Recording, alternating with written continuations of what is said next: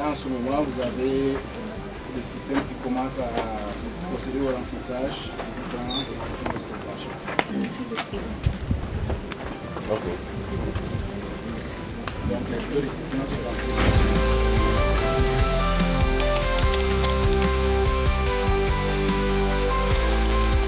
L'idée nous est née comme ça d'une situation où nous avons été témoins d'une femme qui était dans des difficultés. Elle tentait de procéder au remplissage d'un nombre assez élevé de récipients.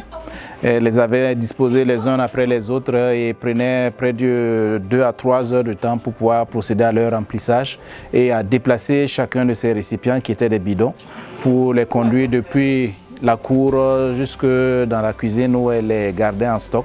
Donc c'est d'où est partie également la dénomination de Tivoussé, qui veut dire aller se reposer en langue morée. À l'origine, on avait un système ordinaire qui permettait de remplir de façon manuelle, de stocker l'eau de façon manuelle, notamment à travers des bidons ou encore à travers des fûts. Malheureusement, il faut se lever tôt le matin ou encore tard la nuit vers 2 h du matin pour pouvoir le remplir. Alors grâce à ce dispositif, on n'a plus besoin de se lever tôt le matin ou tard la nuit. Dès que la machine est installée, elle le fait automatiquement. Dès qu'il y a l'eau simplement dans le réseau, voilà, elle remplit les récipients et dès que les récipients sont remplis, elle arrête le réseau, elle arrête le remplissage. Pour la réalisation du projet, on a essayé de recenser ceux qui sont réellement dans le besoin.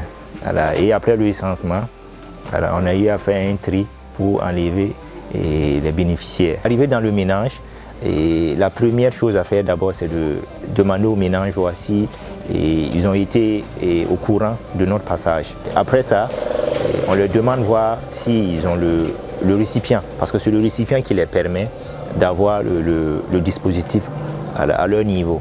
Donc après le récipient, on demande un reçu. Parce que le reçu contribue à leur, c'est le reçu, c'est en fait une contribution de leur part dans le projet. Alors si le reçu est là, on peut passer à la phase d'installation. Le dispositif et avec le récipient doivent être à peu près au même niveau. C'est pour éviter, quand l'eau vient, que l'eau ne déborde pas carrément hors du récipient. Donc le dispositif avec le récipient d'être au même niveau.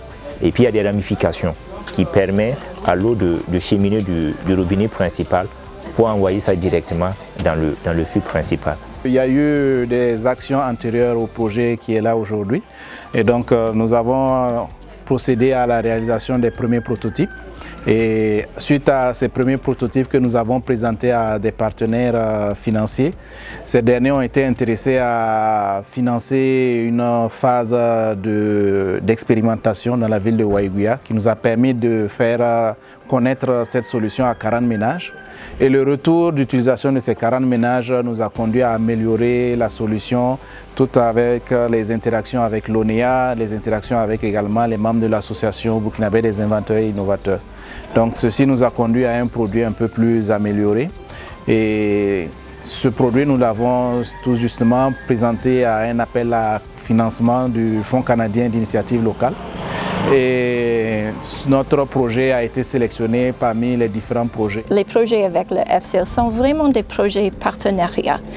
Même le financement de projets, je pense que le budget total est environ 28 millions CFA et la contribution du Canada est 18 millions CFA. Ça veut dire que l'organisation et les bénéficiaires contribuent au projet aussi. Alors, et comme on a vu ici lors de les présentations, c'est vraiment une approche partenariat qui est très importante pour le Canada. Les solutions qu'on a au Canada ne marcheront pas ici. Les solutions indigènes sont toujours prioritaires pour nous. L'ONEA salue et apprécie positivement cette initiative. Parce que quand on regarde l'installation, c'est un système qui va permettre aux familles d'avoir permanemment l'eau, même s'il y a des coupures, sans beaucoup se décarcasser. Les femmes et les filles n'auront pas besoin de se réveiller la nuit pour en tout cas surveiller l'arrivée de l'eau. Le système alimente des retenues d'eau automatiquement et quand ces retenues sont remplies, le système coupe l'alimentation. Donc c'est vraiment un système bien réfléchi.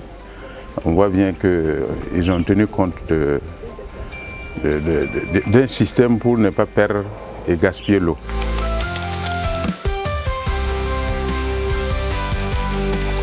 Nous avons été à Basseko, dans la zone périurbaine de Basseko. Et le projet a été vraiment très bénéfique pour les foyers. On ne sent presque plus les coupures d'eau d'Onia, puisqu'à chaque fois que la barrique se vide, l'eau revient immédiatement. Dès qu'on enlève même déjà un seul seau d'eau et qu'il y a l'eau au niveau de l'Onia, ça remplit immédiatement. Donc nous avons l'eau à tout moment. Ce n'est pas comme avant où il fallait ouvrir, veiller, enlever l'eau et remettre encore dans les barriques. Avant l'arrivée de Tivou, c'est vraiment, on souffrait beaucoup. On souffrait beaucoup parce que il y a des périodes, par exemple, autour du mois de fin mars, début avril, on a des coupures. Et ce sont des coupures qui prennent beaucoup de temps. Quand l'eau se coupe, il faut attendre autour de 2 h du matin, 3 h du matin avant que l'eau vienne. Et quand l'eau vient aussi, ça ne dure pas, peut-être 1 h, 1 h 30 avant de revenir. Et si tu rates cette période, c'est fini. Il faut peut-être aller au niveau des fontaines pour chercher l'eau. Et là-bas aussi, même si tu as l'argent pour payer, c'est un problème parce qu'il y a un long rang. Et tu peux aller le matin et peut-être c'est autour de 11 h, 12 h, on va venir te servir.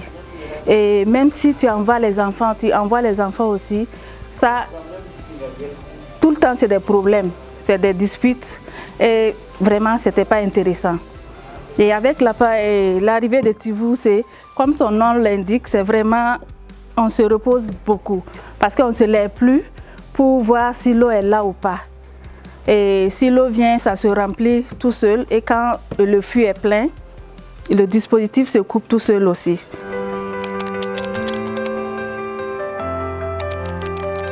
Pour la pérennisation de ce projet, nous espérons et mettons tout en œuvre au niveau de l'association de taper aux bonnes portes et de promouvoir également l'appropriation au niveau commercial de cette solution-là. C'est un projet, c'est une initiative que nous avons beaucoup appréciée et que nous souhaitons en tout cas accompagner.